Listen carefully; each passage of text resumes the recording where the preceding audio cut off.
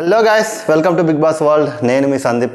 So ration కోసం తిప్పలు నిన్న 3 టాస్కులు జరిగినాయి. మరి 3 టాస్కుల్లో ఎవరు బెస్ట్ పర్ఫార్మెన్స్ ఇచ్చారు, సో ఎవరు వరస్ట్గా ఆడి అండ్ సంచాలకుగా ఎవరు చాలా బాగా చేశారు, ఎవరు చాలా బాగా చేయలేదు, ఎవరు పార్షియాలిటీ చూపించారు, సో మీకేమనిపించింది? సో ఓవరాల్గా 3 టాస్కులు చూశాక ఈ 3 టాస్కుల్లో సో మీ అభిప్రాయాన్ని ఫస్ట్ కామెంట్ చేసేయండి. అండ్ టాస్కుల గురించి మాట్లాడుకునే ముందు ఓటింగ్ పోల్ గురించి మాట్లాడుకుందాం. యాజ్ ఆఫ్ నౌ ఇప్పటి వరకు ఉన్న ఓటింగ్ పోల్స్లో షాకింగ్ అనమాట. సో అబ్బాయి డేంజర్ జోన్లోకి వచ్చేసాడు. అబ్బాయి అండ్ పృథ్వీ, యష్మి వీళ్ళు ముగ్గురు డేంజర్ జోన్లోకి వచ్చారు. సో లీస్ట్లో ఉన్నారన్నమాట. యాజ్ మీరు ఈ ముగ్గురులో ఎవరిని సేవ్ చేయాలనుకుంటే అంత చాలా తొందరగా వాళ్ళకైతే ఓట్లు వేసేయండి. అండ్ విష్ణుప్రియ, మణికంఠ అండ్ సీత చాలా ఇంప్రూవ్ అయింది ఓటింగ్ విషయంలో. ఎక్కడ బాటమ్ నుంచి 3లో ఉన్న ఇప్పుడు టాప్ 3కి అయితే వచ్చిందన్నమాట. సో అండ్ సీత ఆ ఓటింగ్కి సీతకి ఆ ఓట్లు పడాలి, తను బిగ్ బాస్ హౌస్లో సర్వైవ్ అవ్వాలి. చాలా బ్యాలెన్స్డ్గా బిగ్ బాస్ హౌస్కి ఒక మంచి కంటెస్టెంట్ లాగా అనిపించింది కాబట్టి సో సీతకు ఆ ఓట్లు పడడంలో ఐ అగ్రీ. అండ్ అబ్బాయి విషయంలోనే అబ్బాయి కూడా, ఎందుకంటే ఫస్ట్ నుంచి కూడా గేమ్ పరంగా చాలా బాగా ఆడుతుండు, అన్ని విషయాల్లో చాలా బాగా యాక్టివ్గా ఉంటాడు కాబట్టి సో అబ్బాయి లీస్ట్లో ఉండడం నాకు కొంచెం అంటే మనోడు సెల్ఫ్ నామినేట్ అవి వచ్చి ఇప్పుడు అనవసరంగా ఒకవేళ ఇఫ్ ఇన్ కేస్ తను కనుక బయటికి పోతే మాత్రం నిఖిల్ హౌస్లో ఉన్నన్ని రోజులు బాధపడతాడు. సో అది డెఫినెట్గా జరుగుద్ది. సో నిఖిల్ బాధపడకూడదు అనుకున్నా కూడా మీరు అబ్బాయిని హౌస్లోకి అయితే తీసుకొచ్చుకోవాలి, ఓటింగ్ పెంచుకోవాలన్నమాట. లేదా అబ్బాయి ఉండాలి, నిఖిల్ ఏదైతే అనుకోని బట్ అబ్బాయి గేమ్లో ఉండాలి అనుకుంటే మాత్రం అబ్బాయికి ఓట్లేని, లేదు అబ్బాయి అవసరం లేదనుకుంటే మాత్రం లైట్ తీసుకోండి. ఎందుకంటే నేను జరిగిన టాస్క్లో కూడా కొంచెం ఫాల్ట్ ఉంది అబ్బాయిది. సో ఆ ఫాల్ట్ వల్ల కూడా కొంచెం ఎఫెక్ట్ అవ్వచ్చు. అంటే మిగతా వాళ్ళతో జరిగిన ఇంటరాక్షన్ కావచ్చు, ఆ బెలూన్ గేమ్ కావచ్చు, దానివల్ల కొంచెం తగ్గే అవకాశం కూడా ఉందన్నమాట. అండ్ పృథ్వీ కూడా ఆ నబ్బీలతో ఆడిన గేమ్లో దానివల్ల కూడా తను చాలా ఎఫెక్ట్ అయింది ఓటింగ్కి. అండ్ మిగతా ప్రేరణ, యష్మి ఓకే, వాళ్ళు మిడిల్లో ఉన్నారు. అండ్ వాళ్ళు సీరియల్ బ్యాచ్ మీన్స్ సీరియల్లో బాగా తెలుసు కాబట్టి కొంచెం ఓటింగ్ ఉంటుంది.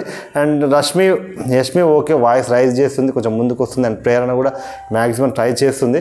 సో ఓవరాల్గా నిన్న జరిగిన 3 గేముల్లో మీకు ఏమనిపించింది, ఎవరు బెస్ట్ అనిపించారు? ఫస్ట్ గేమ్ చూసుకుంటే ఫోటో పట్టు ఆగేటట్టు. సో ఫస్ట్ చాలా బాగా ఆడారు ఇద్దరు. సో ఫిజికల్గా ఫస్ట్ ఫొటోస్ మంచిగా పెట్టిర్రు, సూపర్ అనిపించింది. అండ్ దాని తర్వాత ఫిజికల్గా మ్యాక్సిమం ఇద్దరు డిఫెండ్ చేసుకున్నారు, అంతా బాగానే ఉంది.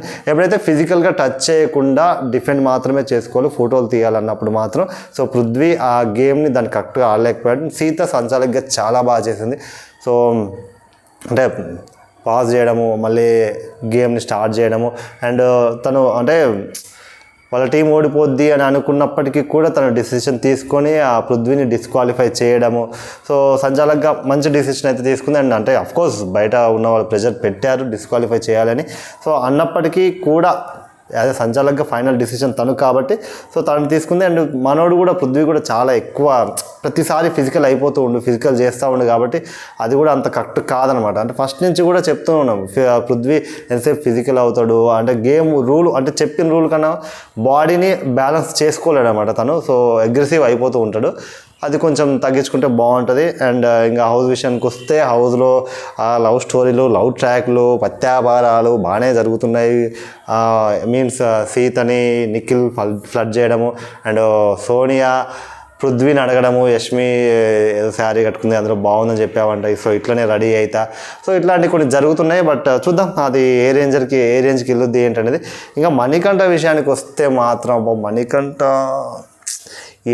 మణికంఠ యష్మి విషయంలో సో తను అంటే ఓకే, తను ఇంటెన్షనల్గా చేసినా చేయకుండా బట్ తనకు అనిపించింది చెప్పిండు. బట్ తను యష్మికి తను అంటే ఇప్పుడు ఫ్రెండ్షిప్ పరంగా వచ్చి మళ్ళీ నెగిటివ్ చెప్పినప్పుడు ఆటోమేటిక్గా బాధ అనిపించింది. సో ఆ బాధ తనకు అనిపించింది. మళ్ళీ వచ్చి మాట్లాడినా కూడా తను తీసుకోలేకపోతున్నమాట. అరే ఇంత మంచిగా ఉన్నా, ఇంత మంచిగా ఇన్ని రోజులు ఉన్నాము, సడన్గా ఇట్లా చెప్పిండి ఏంటనే తీసుకోలేకపోతుంది. కాబట్టి తన వే ఆఫ్లో కూడా తను కరెక్ట్ తప్పలేదు, తను బాధపడడంలో అనిపించింది. అండ్ ఇక గేమ్ విషయానికి వస్తే అండ్ సెకండ్ గేమ్ నత్తలకు 1 వదలకన్న గేమ్లో మణికంఠ ఎంత ప్రొఫెషనల్గా అడుగుతాడంటే అబ్బాయిని, మనోడు అబ్బాయి హెచ్ఆర్ అనమాట.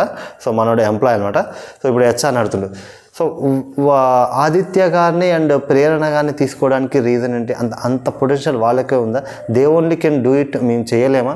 సో వాళ్ళనే ఎందుకు తీసుకున్నావు, మేము ఎందుకు ఆడకూడదు గేము అంటే ప్రతి దాన్ని కూడా ఎంత డీటెయిల్గా అడుగుతాడంటే బాబోయ్ మామూలు డీటెయిల్గా అడుగు. అసలు సంచాలకుగా బట్టుకొని సంచాలకుగా మాత్రం ఫెయిల్ అయిపోయాడు. సో ఆ గేమ్లో అంటే మనకి క్యాబేజెస్ ఏవైతే ఉన్నాయో సో చివరి వరకు పోరాడాలి. సో బజర్ మోగలేదు, బజర్ మోగే వరకు నువ్వు వాళ్ళు ఏదైనా చేసుకుని ఎట్లయినా ఆడి బజర్ మోగే వరకు నువ్వు గేమ్ని వాచ్ చేస్తూ ఉండాలి, చూస్తూ ఉండాలి. కాకపోతే బజర్ మోగే ముందే నువ్వు ఆ గేమ్ని ఆపేయడం అనేది కరెక్ట్ కాదు. ఎందుకంటే ఇప్పుడు చివరి నిమిషం వరకు కూడా ఏదైనా జరగవచ్చు, ఎవరు గెలుస్తారు ఎవరు ఓడిపోతారు అనేది సెకండరీ.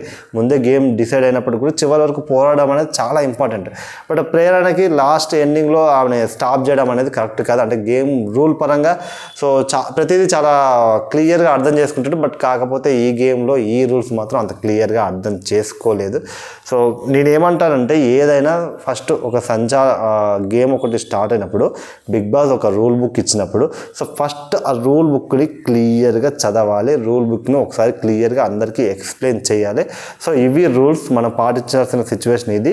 సో ఇట్లయితే ఏం జరుగుద్ది, ఇట్లయితే ఏం జరుగుద్ది. సో ఫైనల్గా నేనేం చెప్తున్నా అంటే గేమ్ బజర్ ఎండ్ వరకు అయ్యేటప్పటికి నేను చెప్పే నాకు అర్థమైనది ఈ బుక్ నన్ను సంచాలకుగా పెట్టారు కాబట్టి ఇది నా రూల్, ఈ రూల్ ప్రకారం మీరు గేమ్ ఆడాలని ఫస్టే చెప్పాలి. సో చివరికి వచ్చే వరకు ట్విస్ట్లు ఇవ్వద్దు, సో గేమ్ ఆపేయడం అట్లా ట్విస్ట్లు ఇవ్వద్దు అనమాట. సో ఫస్ట్ చెప్తే క్లియర్గా ఉంటుంది. అండ్ ఇప్పుడు అదే విషయము మనకి బెలూన్స్ గేమ్లో కూడా సోనియాకి సంచాలకుగా చేసిన గేమ్లో కూడా అబ్బాయి అండ్ నిఖిల్ ఇద్దరు గేమ్ ఆడారు. సో బాక్స్లో ఉండాలి, యాక్చువల్లీ వాళ్ళిద్దరు బాక్స్లో ఉండాలి. ఆ బాడీ మీద ఎన్ని బెలూన్స్ ఉంటే అన్నీ అండ్ మిగతా బెలూన్స్ పలగొట్టడానికి ప్రయత్నించాలి. సో ఇక్కడ ఏం జరిగిందంటే ఆ అబ్బాయి ప్రతిసారి బాక్స్ నుంచి బయటకు వెళ్ళడము, సో ప్రతిసారి అట్లా బాక్స్ నుంచి బయటకు వెళ్ళడం అనేది కరెక్ట్ కాదు. అంటే సోనియా చాలాసార్లు చెప్పింది సో బాక్స్ నుంచి బయటకు వెళ్ళకు, బాక్స్లో ఉండి ఆడు అని చెప్తున్నా వినిపించుకోండి. అంటే సంచాలకి తను చెప్పినప్పుడు సో తను అక్కడ ఒక క్యాప్టెన్గా ఉన్నప్పుడు తన మాట మనం వినాలి. సో తన మాట విని గేమ్ ఆడాలి. సో సంచాలకుగా తనకు ఆ మాట విన్నప్పుడు తను క్యాన్సిల్ చేసే ఒక ఆప్షన్ తనకు ఉంది, బట్ తను క్యాన్సిల్ చేయలేదు అక్కడ. సో అదనమాట. అంటే ఏదైనా ముందే ఒక క్లారిటీ అనేది ఉంటే బాగుంటుంది. అండ్ ఇంకా ఈ బెలూన్ గేమ్ విషయంలో చాలా పెద్ద రచ్చ అయింది. యష్మి అయితే నెక్స్ట్ లెవెల్లో కాన్వర్జేషన్ అనమాట, అసలు ఎక్కడ తగ్గట్లేదు. సో అంటే తను కూడా సోనియా కూడా కొన్ని ఫాల్స్ ఉన్నాయి. అంటే బెలూన్స్ లోపలికి వేయాలి, బట్ తను బెలూన్స్ లోపలికి ఇప్పుడు బయటికి వెళ్ళకూడదు, లోపటే ఉండాలి, బెలూన్స్ పలగొట్టాలి, లోపల బెలూన్స్ లేవు. అలాంటప్పుడు ఏం చేస్తారు, బయటికి వెళ్ళాలి అనే ఒక థాట్ వీళ్ళకి ఆటోమేటిక్గా వచ్చింది. బట్ అలాంటప్పుడు నువ్వు బెలూన్స్ దన్న లోపటేస్తుంటే వాళ్ళు లోపలనే గేమ్ ఆడుకుంటారు అనమాట. అయితే నిఖిల్ 100% లోపటే ఉండు, బయటికి వెళ్ళాలి. నిఖిల్ చాలా చాలా పర్టికులర్గా అర్థండి.